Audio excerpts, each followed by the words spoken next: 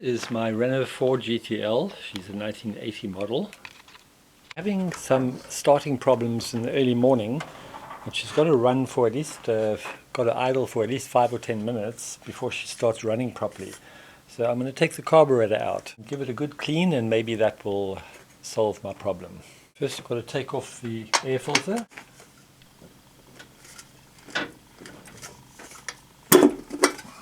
Before I take these 3 nuts off, I usually put something in that hole just in case I lose a nut down there.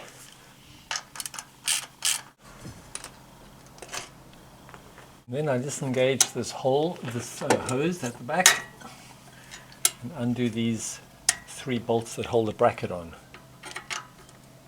And the bracket comes off. There are 2 8mm bolts that hold the clutch cable in place. If you loosen those, you don't have to take them right out, just loosen them and then pull that cable through. Then there's a little pipe at the bottom which leads to the vacuum advance unit on the distributor. Just pull that off. I'm going to undo the clamp that holds the fuel hose onto the side.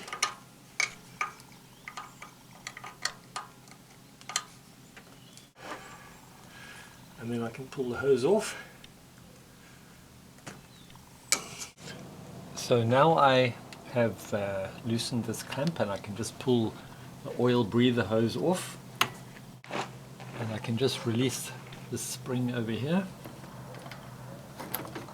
And then I have to loosen that nut down there so that I can pull the cables through. I've loosened it and I can just pull that cable out.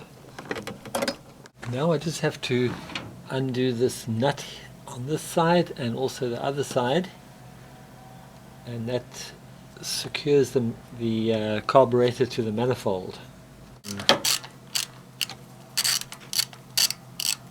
Nearly forgot about this pipe over here, which is connected directly to the manifold. So now I can safely take it out, lift it off the studs. At the base of the carburetor there's 3 gaskets. That one over there, which is quite a thin one, I'm going to just leave it there. And then there's another thin one which goes on top. So now that the carburetor is out and on my table, I can remove this plastic tube here, which is part of the oil breathing system. I've actually repaired mine. You can see there's a copper pipe there because it has cracked on the side. I'm now going to remove this half moon on the side.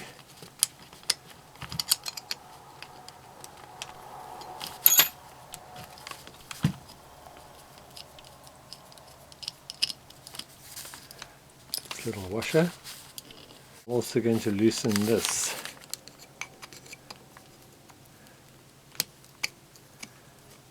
I'll explain what this is at a later stage. Now I'm going to undo these 5 little bolts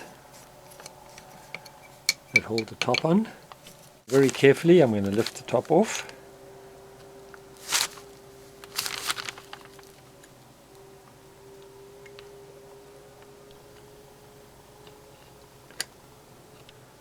Notice here that I have a broken gasket. Now if we look at the top part, over here there is a little filter inside, which I'm going to be taking out and cleaning.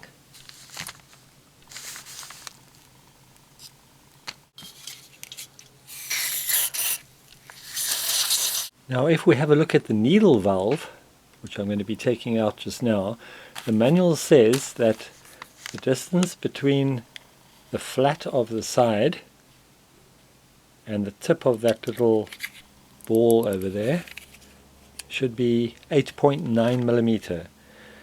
So now I'm going to take that out, and it's a 14mm spanner. Just going to take it out for cleaning. And to clean the needle valve, there's a little hole in the back. a hole in the back, and if I just squirt through there, it'll come, carb cleaner will come out the front.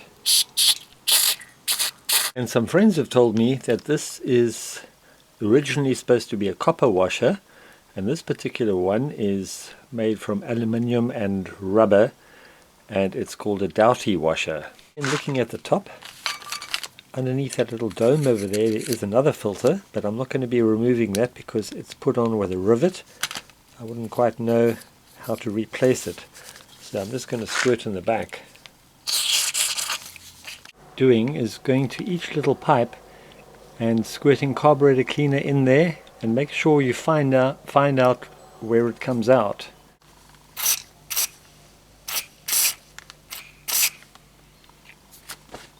I forgot to mention it before, but you can see this is a Zenith 28IF carburetor. Also has those numbers on the side. Now I'm going to take out the float.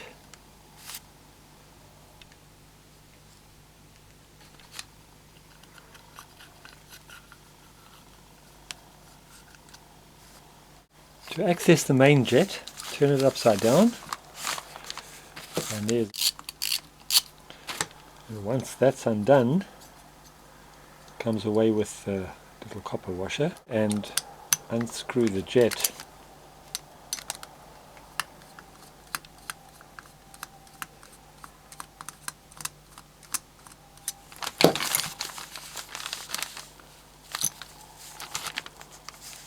This main jet has got the number 91A printed on the top.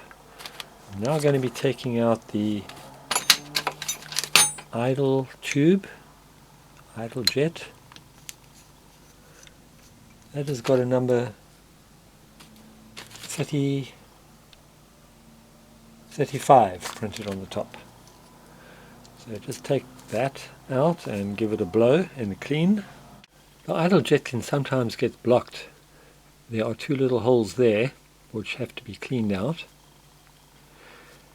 And if you want to follow the path that the fuel takes when you're idling, it is drawn up that tube into that chamber where the idle jet fits. It goes through a little tunnel, through a little tube, into there, and then it goes straight down to the bottom where your mixture screw is.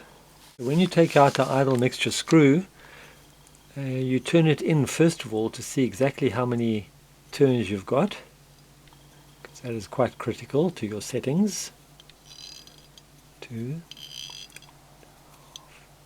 I've got about 2.5 turns, so now I can take it all the way out.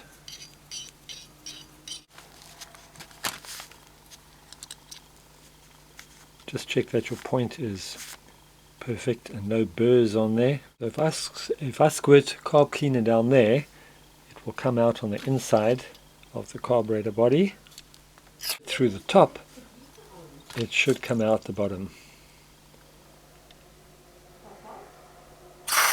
So now, after everything has been cleaned, I'm going to replace the main jet and put in the jet head with its little copper washer. And then I'm going to replace the idle jet.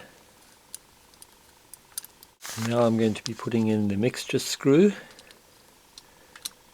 And screw it all the way to the end, and then 2.5 turns out.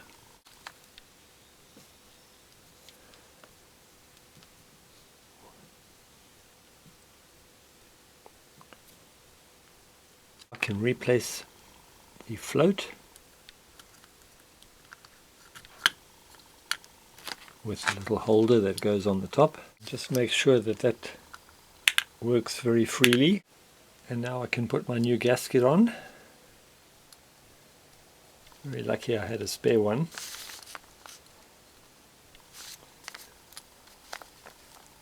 And finally I can put the top back on, making sure that this air tube fits into one of those little holes, and this choke lever fits into that slot over there.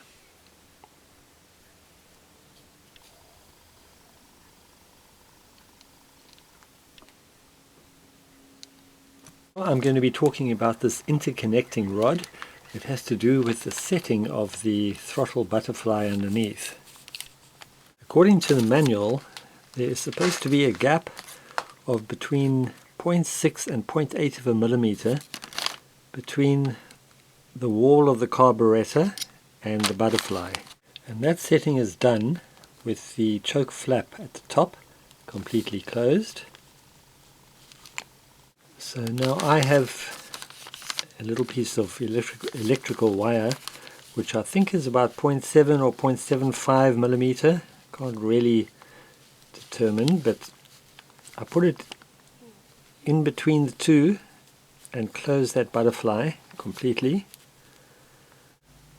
So now, holding that throttle lever in place quite tightly so that the wire doesn't fall out, first of all adjust your idle screw until it touches that lever, throttle lever.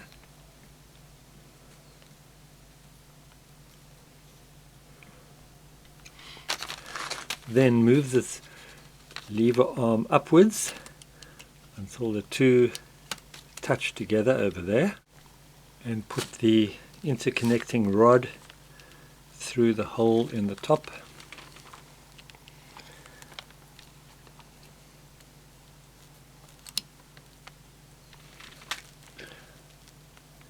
And then tighten it up.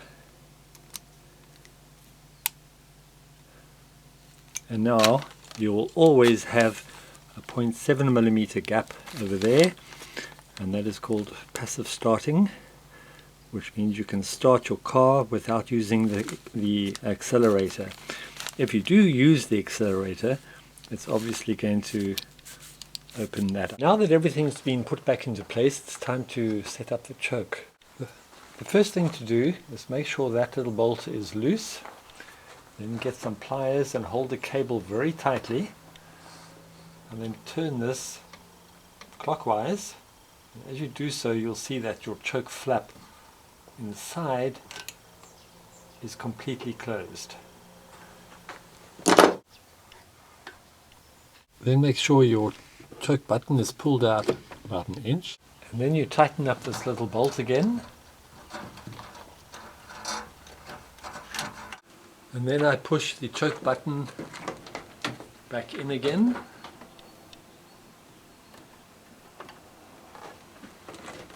And at that stage, the choke plate should be completely open. As you can see, it's not. So I'm going to just loosen this again and manually just open it up.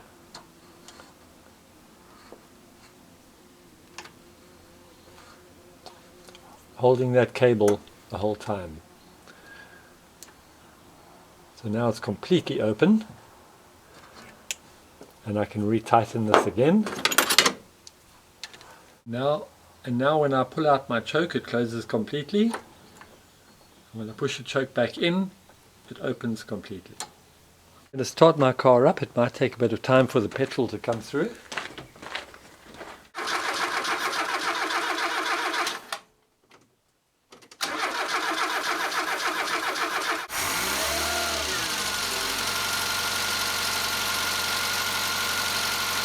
Once the engine's warmed up properly, you can do some more final adjustments.